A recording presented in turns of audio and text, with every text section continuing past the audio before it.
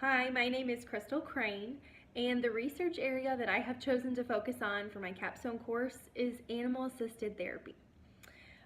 Specifically, my question is, what is the impact of the supplemental use of animal-assisted therapy activities on students' socio-emotional growth? What's interesting about this particular research area is a lot of people don't think that there's actually much research to go on for animal-assisted therapy. However, that's not the case. Animal-assisted therapy has actually been a part of treatment or a part of people's well-being since one source stated somewhere around the early 1700s, and so we have been utilizing animals in our lives for emotional support and stability for much longer than what people really realize or acknowledge. And so actually diving into these studies and seeing how people are studying animals and their connection and their interaction with people, especially in extreme cases, was very interesting.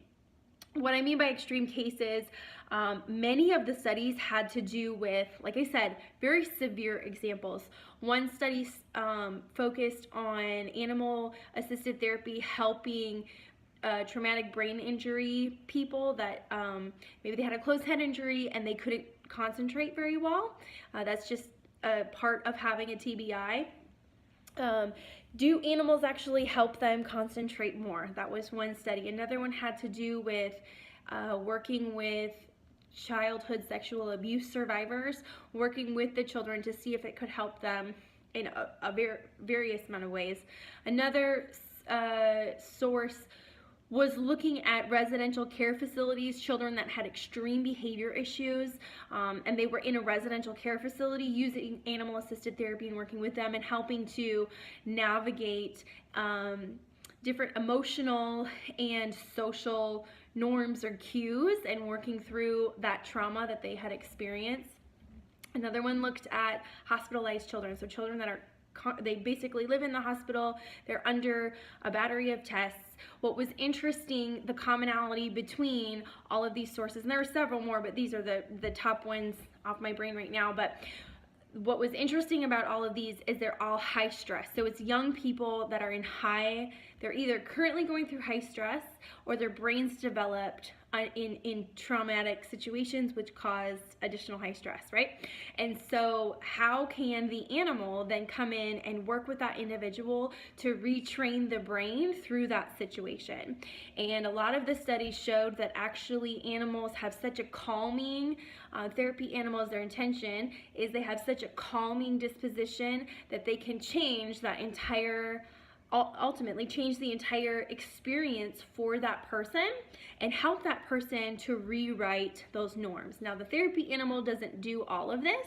They simply help kind of be like the thermostat for the environment and set the mood, set the tone, and then the therapist can come in and facilitate the necessary therapy to help start the healing process or the processing process, all of that good stuff. And so animal-assisted therapy isn't meant to just be, well, you hang out with a dog and you're done. It is designed to be well, what the studies show is it is more effective if it's a supplement, if it's a tool to already existing therapy.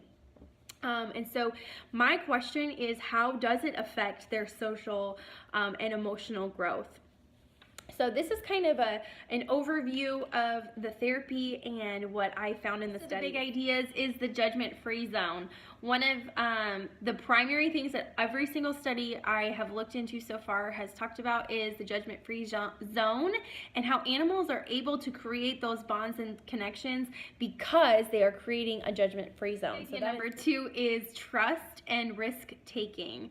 When people are in a place where they trust and they feel safe, they are able to take more risks. And so what the scientists, the researchers have found is the animals help create this environment, and it's creating a sense of safety and stability for these people who otherwise are not able to experience that.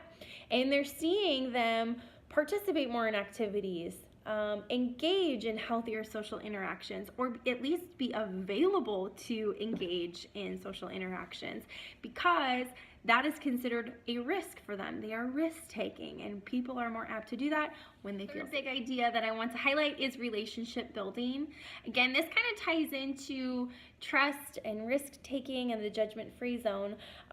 They're all interrelated, but relationship building, when these children, when these participants are in a place where they feel safe, they're able to take risks, we see them building relationships. Oftentimes, when you have a traumatized child, for example, they're very closed off. They're not available for relationship building or connection because they constantly feel like they're going to be re-traumatized. That's been something that we've studied frequently in this program. And so what this therapy does is it is partially designed to help break through that so that they can learn how to have healthy social interactions and build relationships with people. The rationale of how to find additional peer-reviewed primary research articles. The great thing about this topic and about our Concordia library is when you click on one specific article, there are several articles that appear on the side, and what that has allowed me to do is kind of branch off in other directions and explore animal-assisted therapy and how it is utilized in a variety of different medical facilities and climates.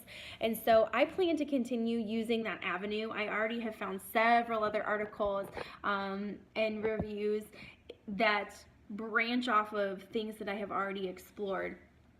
So I'm looking forward to, again, looking animal-assisted therapy, equine-assisted therapy, animal-assisted activities. The Delta community is the main primary website that actually, or the organization that does animal-assisted therapy certification. And so I do plan to go on that website and utilize their resource page as well. And again, looking on the articles that I already have, seeing who those researchers are, and going and finding if they have any other studies out there that may be relevant or pertinent to what I'm